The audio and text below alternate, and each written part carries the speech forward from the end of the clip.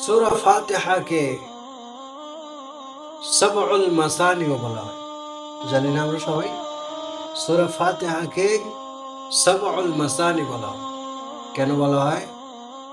এই আয়াতের অর্থ হচ্ছে বারবার তেলাওয়াতকৃত 7টি আয়াত।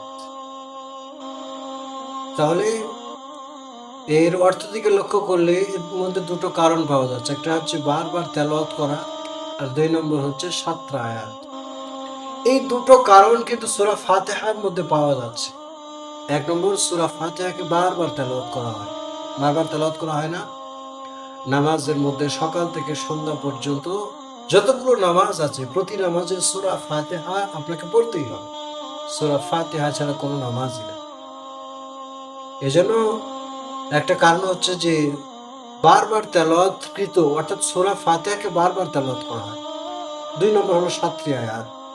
আর সূরা ফাতিহার মধ্যে 7টি আয়াত আছে, এর মধ্যে কোনো সন্দেহ নেই।